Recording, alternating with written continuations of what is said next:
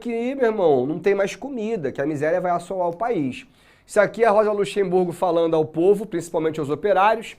É a tal da ameaça comunista que, de fato, vai ser uma força política dentro da Alemanha e que assusta a burguesia. Aqui é a miséria da população campesina. Isso aqui são as crianças brincando de pirâmide com a moeda alemã. Isso aqui são milhões de marcos que não valem absolutamente nada. Olha a impressão do papel moeda na Alemanha, 1919, 20, 22, vai para 1 bilhão de marcos impressos, ou seja, a moeda não vale mais absolutamente nada. Então, essa humilhação, dessa miséria, de toda essa penúria social que os alemães vão viver, isso não vai ser esquecido. Principalmente porque esse maluco aqui não vai deixar os alemães esquecerem. Hitler, como vocês bem sabem, ele não é alemão, ele nasceu na Áustria, mas assim, galera, vamos lembrar que para eles ali todo mundo é alemão, todo mundo é germânico, todo mundo fala o mesmo idioma, e o Hitler, ele ainda vai se mudar para Bavária, Bavária é aquela região ao sul da Alemanha, que tem a rica cidade de Munique, com a família quando ele tinha 4 anos, então ele viveu dos 4 aos 10 anos na Bavária, o que vai dar a ele até o sotaque alemão, então ele conhecia muito bem a Alemanha. O pai dele era um servidor público, um funcionário do Estado austríaco. Com 13 anos ele perde o pai deixa uma pensão para ele, que vai ficar até os 18 anos, e ele teve toda uma educação voltada para a educação artística, ele queria ser pintor. Quando ele fez 18 anos ele foi para Viena, e ele ficou encantado com aquela capital totalmente bela. Hitler chegou a dizer que era um monumento helênico bem no meio da capital austríaca, da capital alemã. Quando eu falo alemã, eu tô falando do povo, tá, gente? E ele, por 2 vezes, tentou ingressar numa das mais conceituadas universidades de belas artes do mundo, que é a Universidade de Belas Artes de Viena, e foi reprovado por falta de talento. E aí ele ficou sem rumo, né, cara? Ele não queria um emprego formal, é uma ofensa a um artista assinar carteira de trabalho, e aí ele vai para Munique, que é uma cidade tão grande quanto Viena, mas a Alemanha estava num momento de muita prosperidade. Tô se ligando que eu voltei no tempo para falar da vida de Hitler, tá, gente? E aí Hitler ficou um tempo morando num albergue, com dezenas de outros rapazes, e vivendo da arte dele, entendeu? Botava lá o quadro na praça pública de Munique, vendia alguns quadros, conseguia pagar alguma coisa melhor, outra não. Quando não vendia, não tinha o que fazer. Então, estava vivendo uma vida, assim, de muito sofrimento. Show?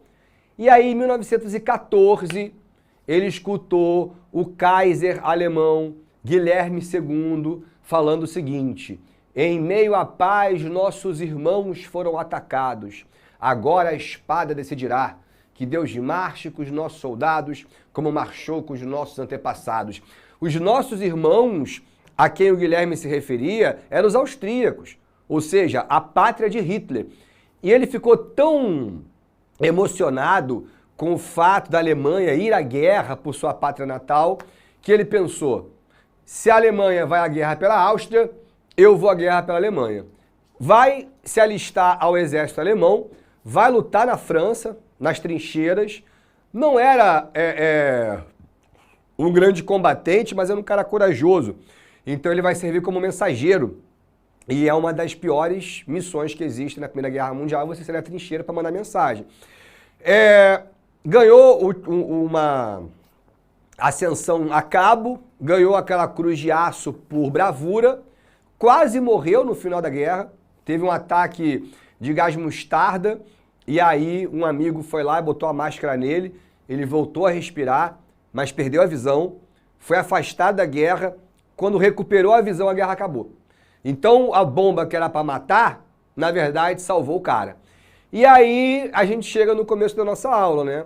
1919, a Alemanha assina o Tratado de Versalhes, a República de Weimar foi proclamada, aquela confusão danada, desemprego chegando aos 6 milhões de alemães desempregados, hiperinflação, miséria, fome, e um grupo de militares na Bavária se recusaram a voltar para a vida civil. E esses caras, então, mantiveram-se dentro da disciplina, da autoridade militar, acampando nos quartéis, tendo ali no mínimo uma refeição, mas não abandonaram o ofício.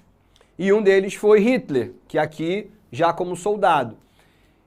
E os militares estavam muito preocupados com essa força do comunismo, porque de fato era bandeira vermelha para tudo quanto é lado, uma porrada de partido comunista por aí.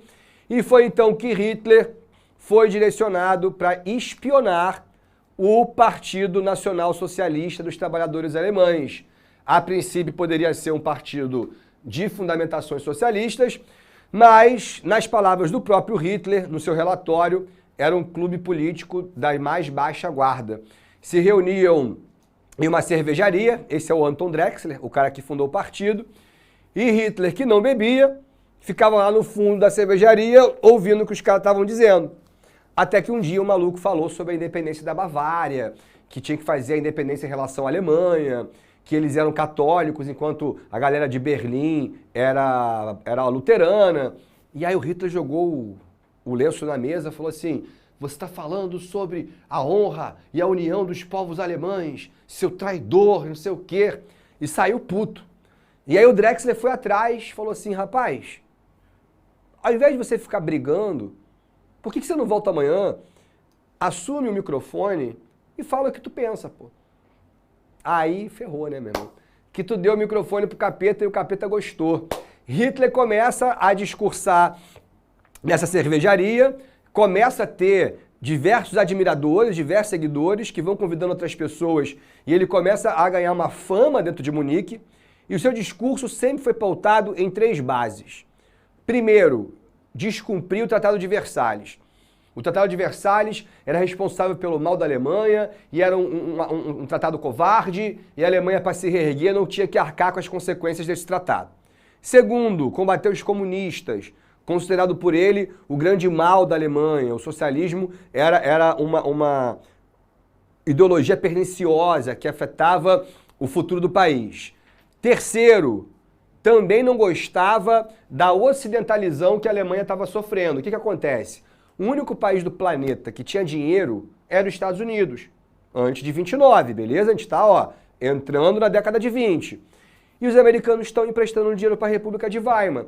E aí, junto com o dinheiro, tá vindo cultura americana, tá vindo rádio americano, tá vindo música americana, especialmente o jazz. E Hitler, que era um fanático por Wagner e tal, a ópera do anjo sagrado, desse cara que também é um antissemita lá atrás, mas ele fala que o jazz é uma música para adoradores de negros, então já mostrando o racismo desde o começo. E por fim, o antissemitismo, que no começo era uma coisa, né, meio indireta, até que ele vai começar a defender de fato a expulsão dos judeus, beleza? Depois a coisa vai ficando pior. E ele virou uma febre, mano. Começou a muita gente a seguir a Hitler, vai, blá, blá, blá, começou a discursar cada vez maior. E aí um dia ele foi fazer um discurso, tinha uma porrada de comunista, galera com uma braçadeira vermelha. O Drexler chegou pra ele e falou assim: ó, Hitler, pega leve na retórica, que tem uma galera aí que pode arrumar confusão. Isso só vai nos colocar no jornal. Hitler riu e disse: ué, não é o que queremos? Começou o discurso, tal, e a culpa é deles. Apontou pros caras. Os comunistas, esses seguidores de uma ideologia de mentes vazias. Marx era judeu, o Partido Comunista é judeu. E aí, meu amigo, os caras jogaram copo na cara do Hitler e porrada comeu e não sei o quê. E aí ele começou a treinar, começou a pagar fotógrafo, começou a andar de terno e gravata, abandonou o exército, começou a panfletar na rua: ó, vem aqui conhecer meu partido, tá, vem aqui escutar o que eu tenho pra falar. Virou político mesmo, sempre com essas ideias extremamente reacionárias, conservadoras, intolerantes e tal. E aí, cara, ele treinava, tudo isso que vocês conhecem dele, esses trejeitos, isso foi ele criando, sabe qual é? Então ele fazia assim. Quando ele falava dos outros, ele botava a mão no coração e apontava pro nada. Eles, os traidores, disso absoluta, isso aqui, cara. Isso tudo é ensaiado. Ele percebia a força desses gestos. É um cara que teve uma autodidata muito grande na forma de você ter a oratória. Isso é impressionante. E aí um dia ele estava treinando lá no bar, chegou um cara alto, chapeuzão, terno Armani, Rolex, rico. Falou assim: Adolf, podemos dar uma volta? queria conversar com você. Eu represento um grupo de homens que não costumam frequentar cervejarias. Hitler olhou e falou assim, os ricos, conheço bem, homens mais preocupados com seu bolso do que com o futuro da nação. E aí o cara falou assim, pois é, Hitler, mas são esses bolsos que podem te colocar no comando da nação. Vamos conversar? E aí andaram, tal, não sei o que lá, pararam em frente a um cartaz do Lenin, com aquele martelo e a foice, olhando pro alto assim. E aí o ricão olhou e falou assim, é preciso admitir, Hitler, a cor prende os olhos, o símbolo é provocante, Lenin é convidativo. E você? Quando é que você vai deixar de ser um agitador de uma cervejaria para virar de fato uma liderança política de um partido que quer tomar conta da nação? Tirou um saco cheio de ouro, só dobrão, não era marco não, não era dinheiro alemão não, ouro. Deu na mão do Hitler e falou assim, olha, da onde veio isso aqui pode vir muito mais, mas faça seu nome, rapaz. Isso é a burguesia apoiando o nazismo. Por quê? Porque a bandeira contra o comunismo agrada a burguesia. A burguesia, ela quer a propriedade privada protegida. Ela quer os bens de produção protegidos. E Hitler quer proteger. Hitler odeia os comunistas, se ligou? E foi aí que ele criou a parada mesmo. Aí ele pegou a suástica, que é uma cruz hindu, colocou do avesso, botou nas cores do terceiro Reich, na verdade do segundo Reich, o preto, o branco e o vermelho, com a cor vermelha de fundo para chamar bem a atenção. Foi aí que ele botou esse bigodinho ridículo, que é uma jogada de marketing. Olhou e falou assim, como é que eu posso ficar ridículo? Ele fez assim e nunca mais largou esse troço. Ele patenteou eternamente o bigode, né? Ninguém pode usar esse bigode mais porque, pô, pega mal demais. É aí que ele vai criar o nome do partido, nazismo, né? Nacional-socialismo abreviado junto. Só que eu vou te contar uma parada, assim, o que Hitler realmente desejava era seguir os passos do Mussolini. E se você lembrar bem, o Mussolini chega ao poder através de um golpe de Estado, não é isso? Mas esse golpe de Estado o Mussolini faz com as camisas negras. Hitler tinha um contato nas Forças Armadas, na verdade tinha vários, de um cara chamado Ernst Röhm, esse maluco aqui, que era um capitão muito amado pelos soldados, principalmente os mais jovens, e que estava sempre nas reuniões de Hitler, sempre lá atrás, olhando, concordando com o que Hitler falava. Hitler falou, Röhm, eu tenho moeda de ouro, eu tenho uma causa na qual você compartilha, eu preciso de uma milícia. Será que você consegue me ajudar? E esse maluco vai ser o primeiro cara a olhar para Hitler e ver o futuro da Alemanha. Röhm vai ser o primeiro grande aliado de Adolf Hitler e ele vai formar então os chamados seções de assalto, a SA. Não é ainda a SS, beleza, pessoal, galera? São os camisas pardas, os camisas marrons, uma galera que vai seguir o mesmo modelo de Mussolini. Todo mundo fardado com a mesma uniforme, coloca a bandeira nazista, vão marchar com as bandeiras. Esse é o Röhm e esse é o Himmler. Engraçado que esse aqui, no futuro, vai ser o cara que vai trair esse aqui. Mas essa é uma história que eu te conto daqui a pouquinho. E aí eles começavam a andar por Munique com as bandeiras e passavam por Hitler, e Sieg Heil, vitória total. E todo mundo fala, quem é Hitler? Quem é esse rapaz? É o cara que vai salvar a Alemanha. Ele é o cara que tem uma visão para o futuro e não sei o quê. E começaram, a se alistar e o partido nazista começa a crescer. Da mesma maneira que estava acontecendo com os camisas negras de Mussolini. Mussolini marcha sobre Roma em 22. O que Hitler pensa? Vou marchar sobre Munique em 1923. Nesse momento, o Hitler, ele ainda era um cara, como é que eu posso dizer, que estava abaixo de um outro maluco, que é um cara chamado Ludendorff, já vou te mostrar a foto dele. Um marechal de guerra, um maluco imenso, tal, não sei o quê, que lutou a Primeira Guerra Mundial, um cara de pedigree, é um marechal de altíssima patente, e Hitler seria o cara que iria, né, impulsionar esse cara para chegar ao poder. Hitler seria ali uma espécie de ministro e quem sabe o que aconteceria. E eles chegaram a tomar Munique, o governador chegou a anunciar que estava renunciando, mas de Berlim veio o exército, que tinham armas melhores, e acabaram dando um fim no Punte de Munique, no chamado golpe de Munique. Esse evento vai ser celebrado por Hitler por anos e anos. Quando ele for o grande Führer, ele vai fazer feriado nacional, vai fazer 3 memoriais em homenagem ao golpe de Munique. No dia do golpe de Munique, todo mundo parava em solenidade, ele ia lá no monumento e mandava ler o nome dos mortos. Ele transformou, ele dobrou a verdade ao bel prazer para transformar aqueles caras nos primeiros patriotas, enfim. Bom, foram presos, Hitler tomou um tiro no braço, quase morreu, e aí, meu irmão, marcaram o julgamento de todo mundo por crime de alta traição. Todo mundo ficou meio bolado, né? Tipo, pô, crime de alta traição, uma parada que pode gerar até pena de morte. Hitler não. Ele estava eufórico. Esse aqui é o Ludendorff. E aí, cara, quando o juiz... Pô, o julgamento desses caras virou Rock in Rio. Fila, todo mundo em cima do telhado, milhares de pessoas querendo assistir. E aí o juiz, pá, diante de todo mundo, falou para cada um. Capitão Göring, como se declara? Inocente, meritíssimo. Marechal Ludendorff, como se declara? Inocente, meritíssimo. Capitão Göring, como se declara? Inocente, meritíssimo. Adolf Hitler, como se declara? Culpado. Aí todo mundo... Oh. Aí o juiz falou assim, o senhor já é culpado? Eu estou culpado, meritíssimo, de defender, como sempre defendi, a honra e a glória do povo alemão. Olha o tribunal, cheio de apoiadores. Meia dúzia de oposicionistas, de opositores ali olhando pra cara dele. Aí vem o promotor, chega pra Hitler e fala, o senhor fala tanto sobre a honra do povo alemão, afinal o senhor é alemão?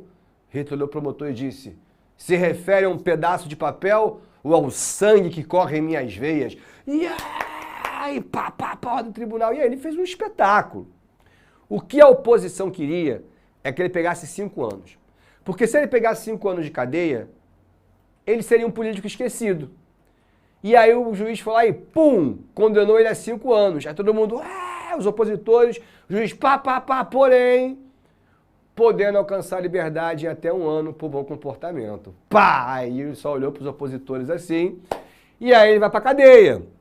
E a galera viaja, né? Pô, professor, ele escreveu o Mein Kampf na cadeia. O pessoal acha que ele escreveu o Mein Kampf no papel higiênico, com um monte de goteira, com o rato passando por cima dele. Porra nenhuma, cara. Quando ele chegou na penitenciária, ele foi recebido com a galera prestando continência. A galera fazendo a reverência nazista. O banho de sol dele era a hora que ele quisesse. O Mein Kampf, que é o livro A Minha Luta, que ele escreve, nem escrever ele escreveu, ele editava. Ia lá o secretário do partido e ficava tac, tac, tac, tac, tac, tac, tac, tac, tac, tac, tac, tac, tac, tac, tac, e ele falando aquilo tudo. E a galera tem uma viagem, né? Tipo assim, nossa, se eu ler o Mein Kampf eu vou virar nazista. Meu irmão, se tu ler o Mein Kampf e virar nazista, porque tu já tem uma tendência pra isso, infelizmente. Porque o livro é feio, é horrível, é mal escrito, já tem tudo lá. Fala mal dos asiáticos, fala mal dos negros, defende a expulsão dos judeus, fala que os deficientes físicos, mentais, autistas são pessoas inferiores, fala que dão trabalho para o Estado, fala do espaço vital, fala do arianismo, da superioridade racial dos alemães. Então todo o conjunto de bostificação que se possa fazer tá lá. Se tu quer acreditar nisso, beleza. Mas assim, lembra que tu é brasileiro, tu não vai ser nunca encaixado na raça ariana. Não é um bom livro. Ah, qual é, professor? Mas foi um best-seller. Não foi. Quando foi escrito, foram vendidas 800 cópias. Virou um best-seller depois que ele virou chanceler. Aí, meu irmão, todo mundo começa a ler o livro do cara e depois ele vai obrigar o livro a ser literatura obrigatória em todos os segmentos escolares, pô. Todos. Aí é mole. Virou best-seller e ele ficou milionário, se ligaram? Mas nesse ano que passou, de 1925 a 1926, aconteceram as eleições legislativas e um novo cara apareceu, chamado Goebbels. Goebbels era um cara formado em ciência política, Goebbels era um cara de uma família rica, Goebbels é um cara que tinha muito conhecimento na alta sociedade alemã, falava muito bem, era muito inteligente e tinha pedigree. Diferente do Hitler, que era um Zé Ninguém. Então o partido nazista começou a esquecer do Hitler e dar muito mais valor para Goebbels, que ali era uma possibilidade de uma nova liderança. Quando Hitler saiu da cadeia, o partido não mandou nenhum carro para buscar ele. E ele ficou magoado, mas resolveu esperar as eleições passarem. E foi passar uma temporada na Áustria, onde aproveitou e tirou umas fotos com aquelas roupas austríacas, de meião, de suspensório, aquela coisa bem campesina. E ali, cara, nessas férias, ele vai iniciar um relacionamento muito esquisito com a sobrinha, que tinha 16 anos. Ele um cara com mais de 30 já, chamada Jelly. E as eleições aconteceram e foi um fracasso. Fracasso. O que aconteceu então? Hitler aproveita que o partido nazista colocou 4 cadeiras no parlamento e volta para Munique, levando Jelly a tiracolo. Esperou uma reunião geral do partido e entrou. Pá! Quando entrou, todo mundo se levantou. Hitler. Goebbels nem conhecia o cara. Chegou lá, meu irmão, assumiu o microfone, falou. No final disse o seguinte: olha, na minha ausência eu pergunto, que avanço vocês fizeram? Nenhum. Badernaram, tentaram e não conseguiram nada. Por isso, poupo vocês o peso da liderança. Estou reassumindo meu lugar no partido e vencerei as eleições de 1928. Se eu falhar, enterre meu corpo junto à suástica. Sieg Heil! Todo mundo, Sieg Heil! O Goebbels, ao invés de olhar para Hitler como um rival político, ele olhou para Hitler como se fosse um deus. E esse cara, ele vai ter muito mais do que uma lealdade canina. O que ele tem por Hitler é uma obsessão. Esse maluco vai salvar a carreira de Hitler várias vezes, e lá na frente, quando Hitler perder a Segunda Guerra Mundial, esse maluco, ele não vai só se matar junto com a esposa. Ele e a esposa envenenaram os 5 filhos. Os 5 filhos. Matou todo mundo envenenado, porque não podia viver no mundo sem Adolf Hitler. É esse o nível de maluquice. E aí a gente começa 1926, 1927, 1928, que é o ano da eleição. Hitler viaja 4, 5 vezes por dia de avião, vai para Nuremberg, vai para Berlim, vai para Hamburgo, vai para Frankfurt, vai para Potsdam, vira um cara nacionalmente conhecido, coloca os camisas pardas para fazer campanha todo dia, para abrir filial do partido em todos os cantos da cidade e perde as eleições. Quando ele perde as eleições de 28, aí ele ficou muito mal, muito arrasado. Ele teve uma votação impressionante, assim. Só que a diferença dele para o primeiro colocado foi de 4 milhões de votos. Então, assim, para ele virar presidente era muito difícil. Eram 4 milhões complicados para se reverter. Isso mostrava que por mais que houvesse ali uma grande popularidade ao redor do Partido Nazista, e principalmente dele, e que ele poderia se eleger para qualquer cargo, exceto o de presidente, o discurso dele ainda é muito radical. Então, ainda é muito difícil a galera comprar um cara que abertamente fala que vai expulsar todo mundo do país, que vai prender judeu, comunista, que vai recomeçar a guerra. E aí ele ficou deprimidaço. Entrou numa onda de depressão, não aparecia mais em público, parou de fazer a barba. Acontece uma tragédia. A Jelly se suicida na sala do Hitler. O Goebbels foi à delegacia com uma maleta e voltou sem nada. E aí a Jelly é enterrada como uma suicida normal, sendo que nós sabemos que o suicídio foi por conta de um cativeiro que ele fez com a própria sobrinha. E aí o próprio Hitler começa a ameaçar suicídio e o Goebbels mais uma vez resolve o problema, entrevistando as secretárias do Partido Nazista e encontrando Eva Braun. Eva Braun, uma mulher mais velha, com as mesmas características físicas de Jelly, muito carismática e que tiraria as críticas de que Hitler estava se relacionando com crianças, né? E Eva Braun se coloca no caminho de Hitler, Hitler se apaixona, começa ali uma relação que vai até o final. Eva Braun, ela faz um papel de cabo eleitoral para Hitler. Ele era um cara muito escroto, né? Então, às vezes a pessoa pegava nele, ele batia na pessoa, aí tudo bem, ele tá muito nervoso, não fica assim não, e ela tá sempre sorridente, sempre carismática, uma mulher muito para cima.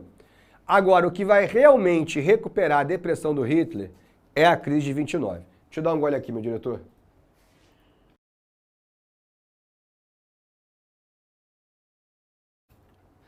Pô, professor, por que a crise de 29 ela faz tão bem a Hitler? Porque se tem um cara que falava mal do jazz, falava mal do Ocidente, chamava a República de Weimar de República Americana de Weimar, era Hitler. Então, quando a Bolsa quebra, aqui é Vabral mais uma vez, quando a Bolsa quebra, ele passa a ser o visionário. Ele é o cara que falava mal dos Estados Unidos, ele que falava mal dessa aliança, ele que avisava que isso poderia acontecer. Então, ele aproveita a crise total para se colocar mais uma vez no ambiente político como o cara que disse, eu avisei. E aí ele assume uma vestimenta diferente. Ele para de andar de farda, ele para de ficar o tempo inteiro usando os camisas pardas para de violência, começa a andar sempre com esse terno preto, de alfaiate, e ele vai agora criar uma imagem mais doce, que ele vai fazer, tirar foto com criança, de repente tudo que a criança que ele vê, ele aperta a bochechinha, ele faz um carinho, Deus me livre. Então ele tenta passar uma mensagem de que ele não é o satanás que ele é, se ligaram? E ele vai crescendo, mano, e aí ele vai virando um fenômeno mesmo, porque o desemprego volta, a inflação volta, e aí o partido nazista, ao invés de fazer, qual é a estratégia dos comunistas?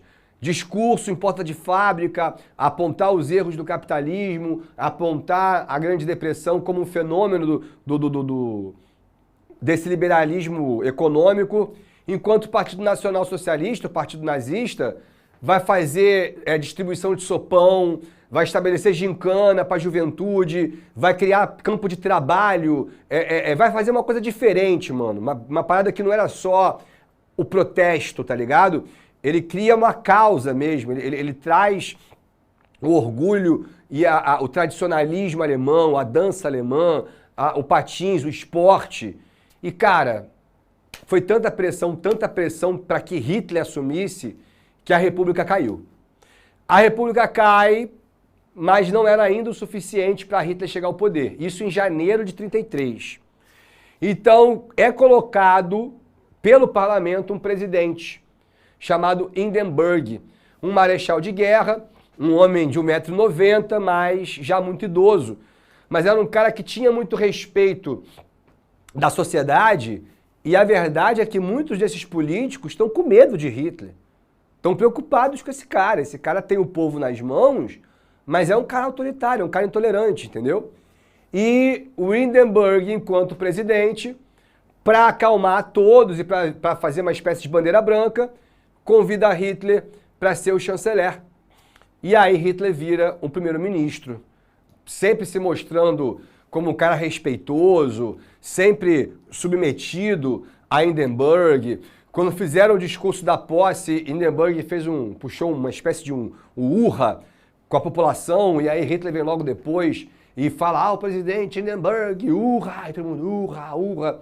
Mas, cara, na mesma noite a gente já vê que ele manipula o velho. Então, ele vai organizar em frente ao Palácio de Berlim uma marcha noturna com os membros da SA, os camisas pardas, todo mundo de tocha na mão, ele na janela, um discurso da vitória, tipo assim, ó, eu cheguei aqui, eu ganhei.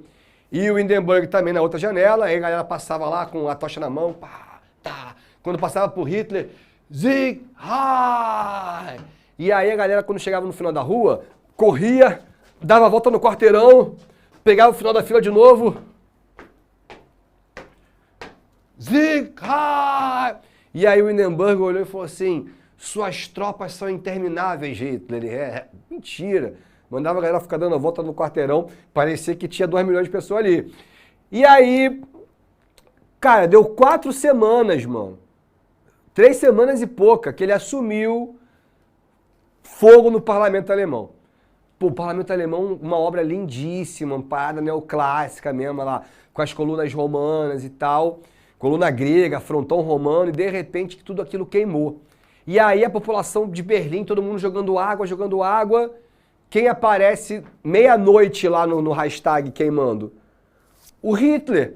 E todo mundo, meu Deus, o chanceler veio, o chanceler chegou, ele se importa, e ele chorando, falando, eu vou descobrir os culpados, e todos serão presos, e papapá, e todo mundo, Sabe quem botou fogo?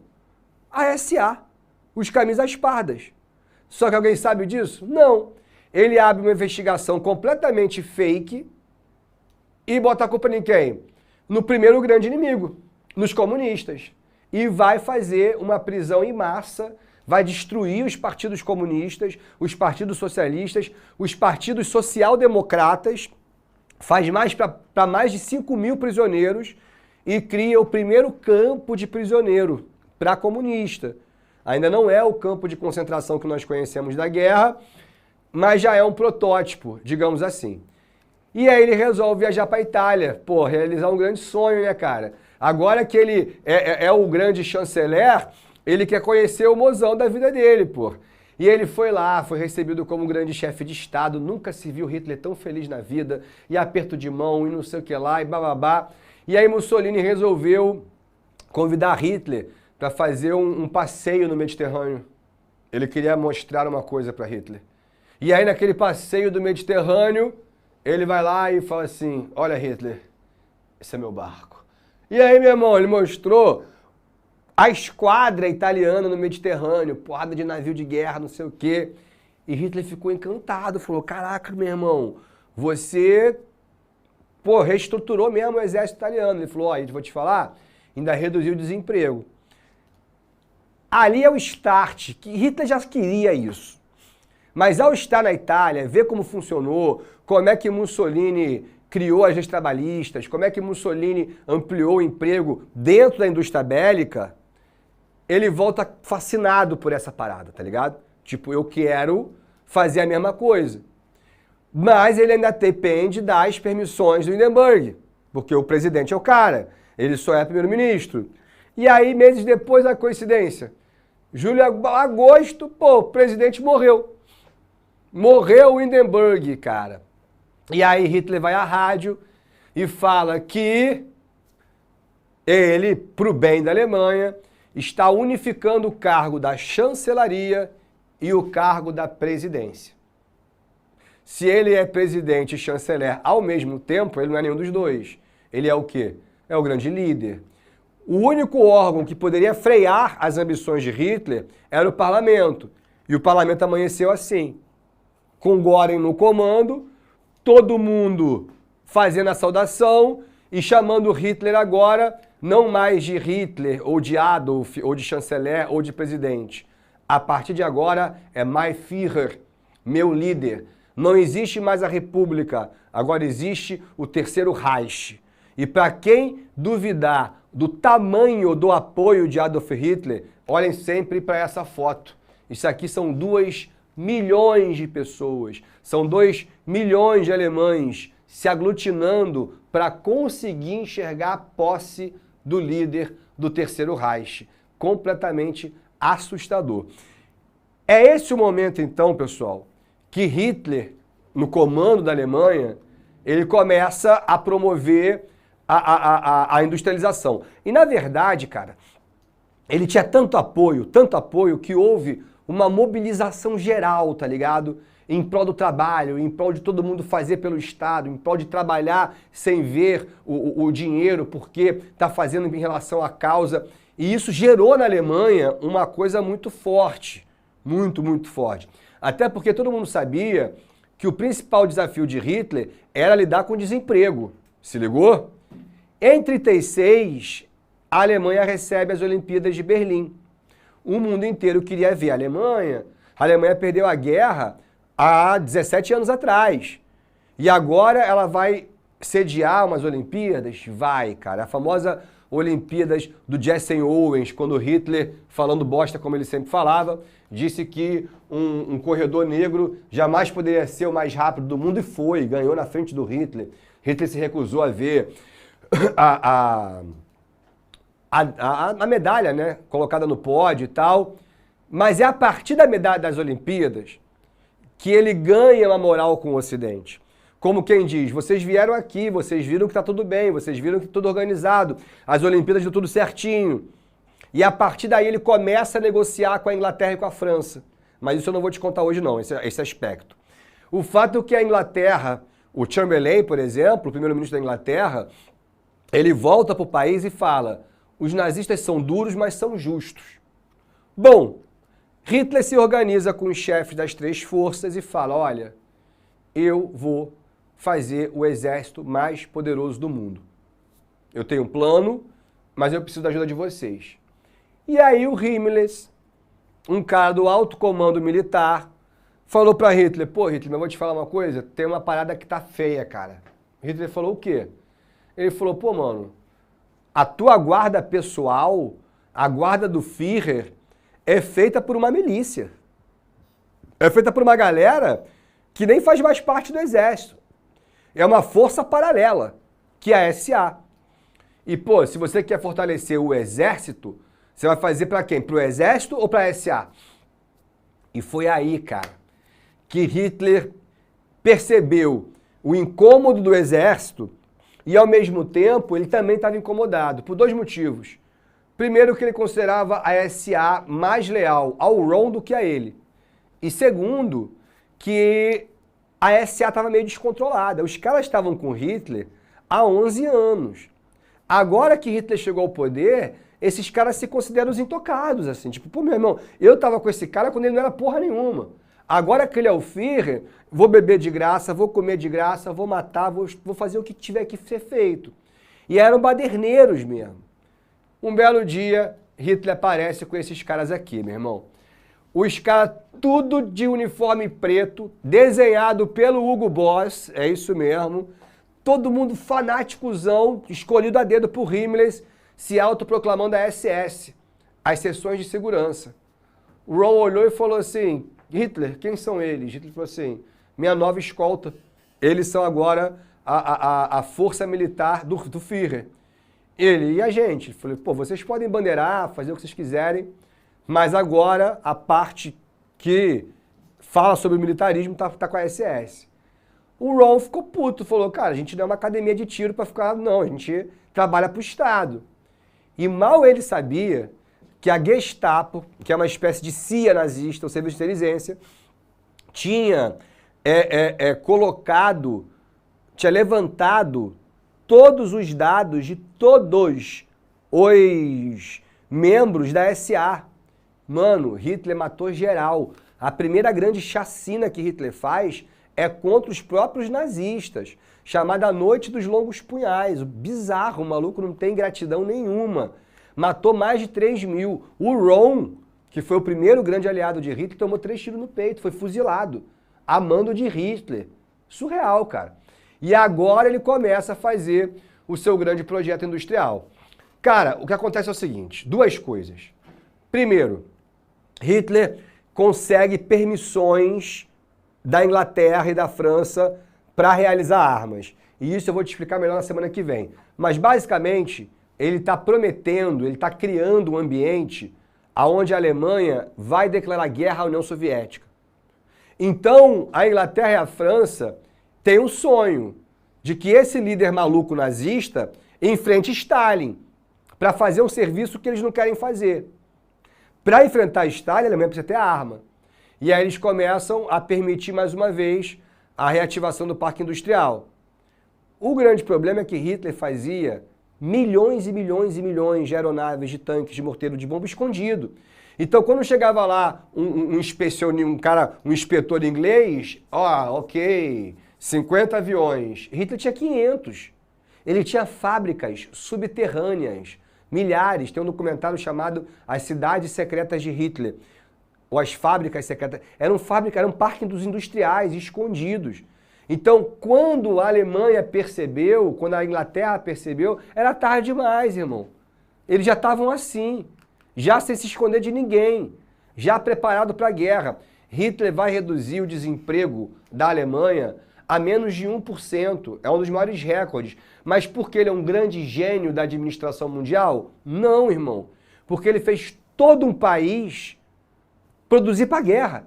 Então, no final desse processo, ou você vira o maior vendedor de armas do mundo, ou você vai à guerra, e todo mundo sabe qual vai ser a escolha. Em 36, ele já começa a retirar a cidadania dos judeus, e é nisso que Einstein, que era um alemão judeu, foge do país, para a sorte de Einstein, e ele que vai denunciar o programa nuclear que estava sendo feito pela Alemanha, mas em 38, aí começa a Noite dos Cristais, aí já é o início do aprisionamento, o ataque às sinagogas e a primeira paginazinha daquilo que a gente vai chamar de Holocausto e que eu falo melhor com vocês na semana que vem. Fui! Assista nossas aulas a hora que você quiser. Vem com o Pro, o cursinho online que mais aprova no Enem. Assine em proenem.com.br.